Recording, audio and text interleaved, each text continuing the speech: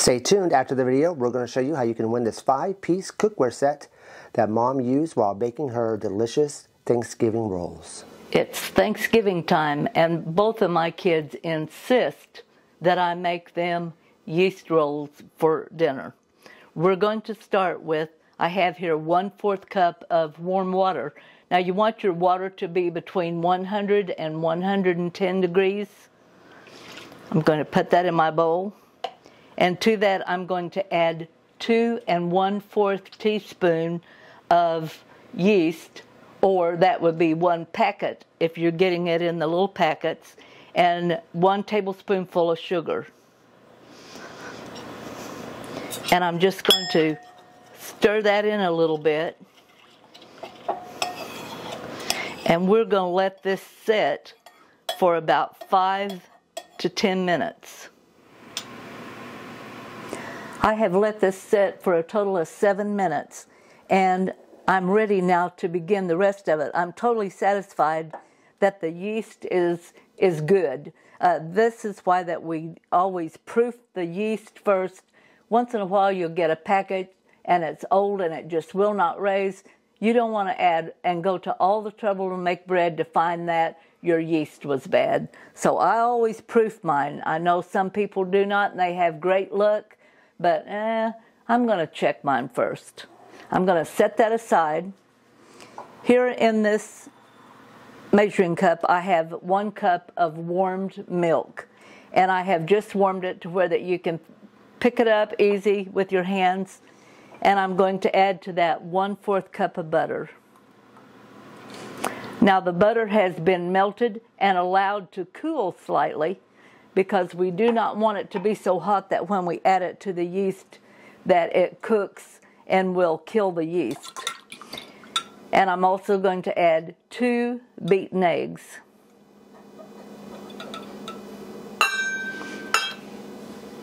One-4 cup of sugar. And 1 teaspoonful of salt.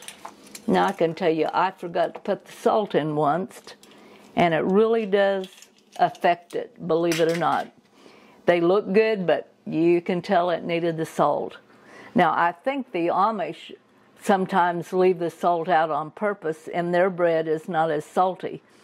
So if you have to watch your salt intake, you can leave the salt out. It will not affect how the biscuits look, but it will how they taste, especially if you're used to eating a little salt.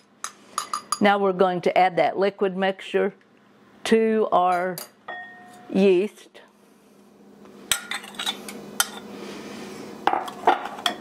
And we're just going to stir that in gently.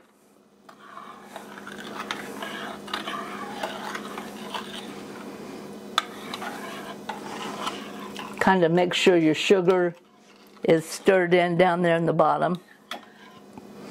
Sugar is what makes the yeast want to rise. It feeds it so that it raises up there really good. Now in this other measuring cup, I have 3 1/2 cups of flour.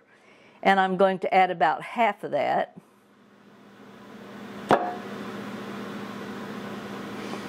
Now this flour we sent overseas and got this from England. And we're seeing if there's any difference in the bread that we make with it than what we get here. They do not use the pesticides that we allow in our country some, so I'm just going to see if there's any difference. Stir that in a little bit, add a little bit more.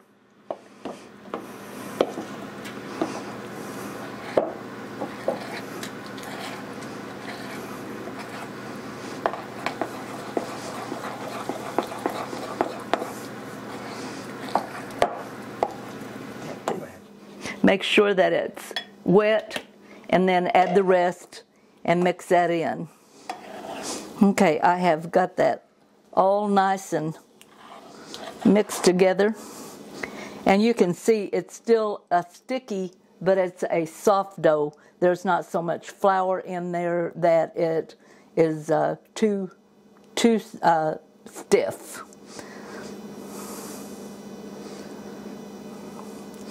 Now I'm going to put just enough flour here on the, I better wipe that up.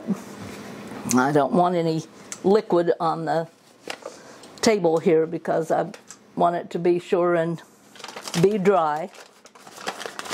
And I'm going to add, well, probably 1/4 of a cup, maybe, to that. And then I'm going to turn this out.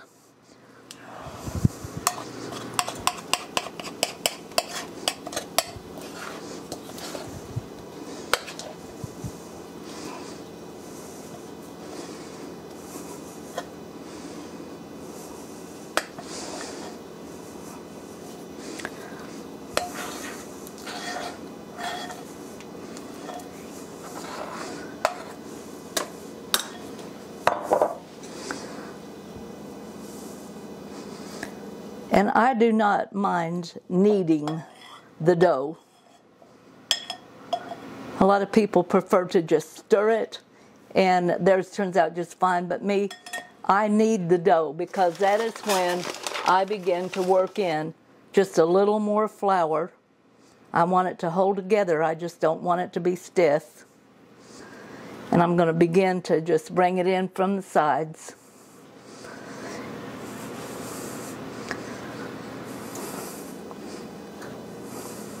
If you need a little more, if it's sticking a little bit, add just a little more flour. And you're going to slowly blend that in. Now you can feel it's really soft. You don't have to get rough with this dough.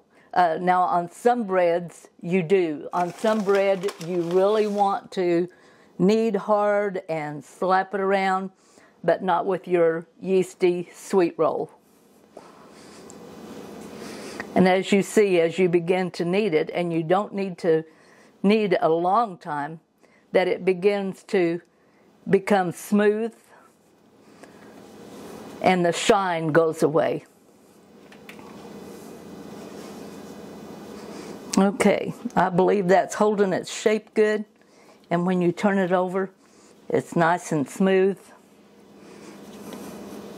I have probably added a total of another 1/4 to a 1/2 cup of flour. So that would make it right at 4 cups of flour total. Now I have here some softened butter. And I'm going to rub that on the inside of this oven-proof bowl.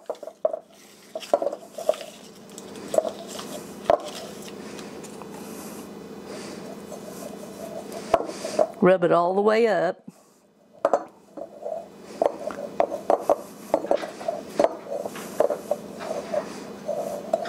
And we're going to place our dough in the bowl. And we're going to cover it with a plastic wrap. You can cover it with a towel if you have one handy. I've just wiped my hands on that one, so I don't want to put that over my dough.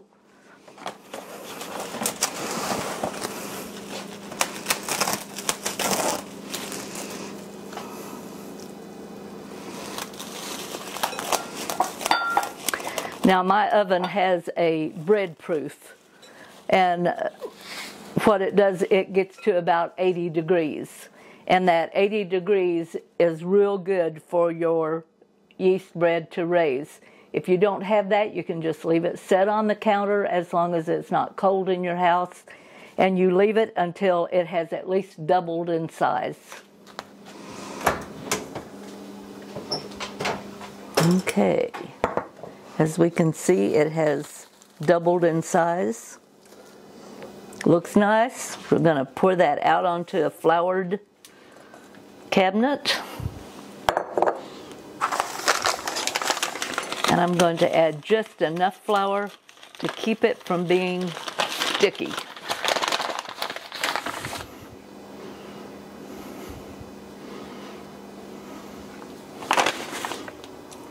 And then I'm going to just fold that in on itself.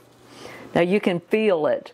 It's really light, airy, and you know that it's in good shape whenever it's like that. You want to work it just enough to where that it becomes more solid.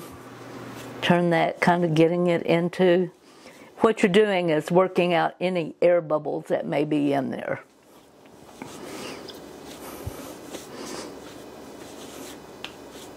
And I can actually hear some air bubbles breaking. Now, the one thing I've noticed about this flour that we ordered is it seems that it mixed together a little easier than our flour here. Okay, now I know I have seen people do this, and I tell you, their bread comes out absolutely beautiful.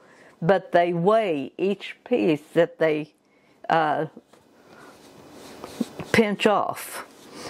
I'm a lazy cook. I just don't want to do that. So what I'm going to do is I'm going to make it into sort of a little long log, and I'm going to cut that in half.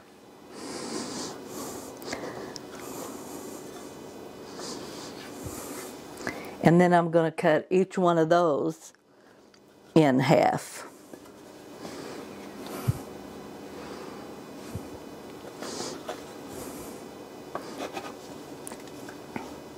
I'm going to set these aside and work with just one. Now I have taken and buttered my brand new pan that Michael bought me. Is that pretty or what? And I know that what I want to do is put 4 across and 5 down.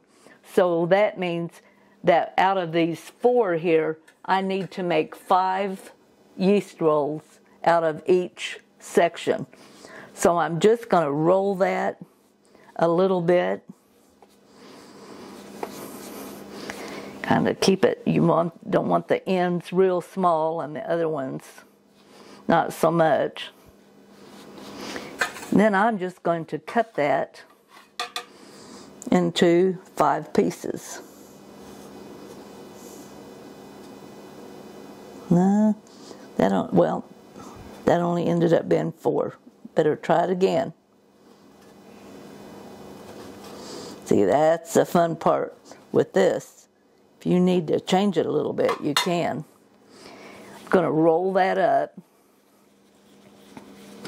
And then what we want to do is we're actually going to kind of pull it down. What we're doing is kind of tucking the ends under.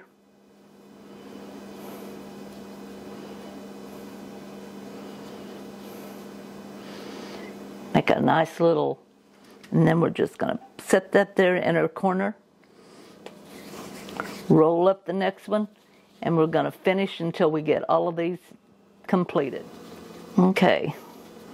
We've got these all made. Few of them's a little bigger than the other ones, and we've given them space to raise.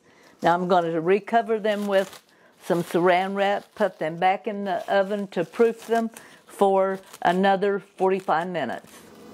Here is where you make the determination. If you want a soft roll, you're going to bake your rolls with no butter. If you want a crispy roll on top, you're going to put the butter on. Otherwise, we're going to wait until the rolls are completely done and baked before we add the butter to the top. Okay, our yeast rolls has been in for 45 minutes proofing. And now we're going to take the plastic off the top. I'm going to heat my oven to 375, and they will go back in the oven then to cook for, anywhere from 20 to 25 minutes.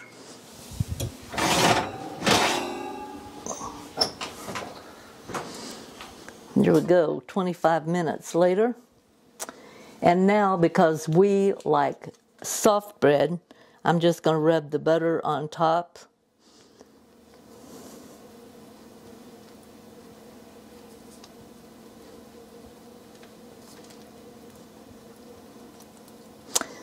Now, if you like, at this point, you've rubbed the butter on, you can take a few sesame seeds if you want to and put on the top. For us, we are just going to add a little of the sea salt, coarsely ground sea salt. Not very much, just sprinkle a few over the top of it. Let it stick to the butter. And we're ready to try one. Now normally I would wait until these have set and cooled just a little bit, but I want to show you how light and fluffy they are.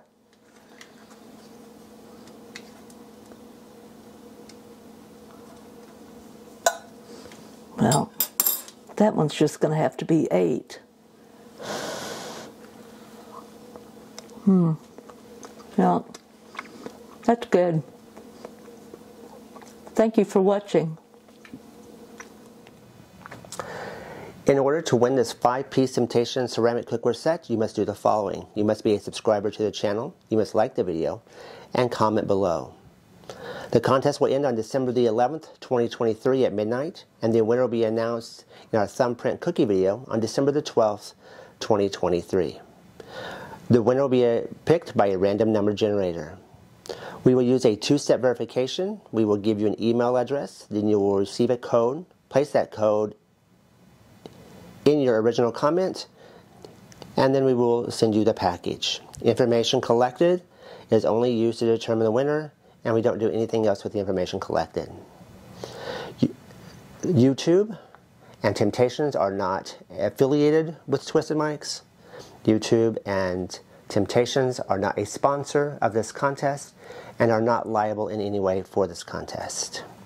We wish you all the best of luck.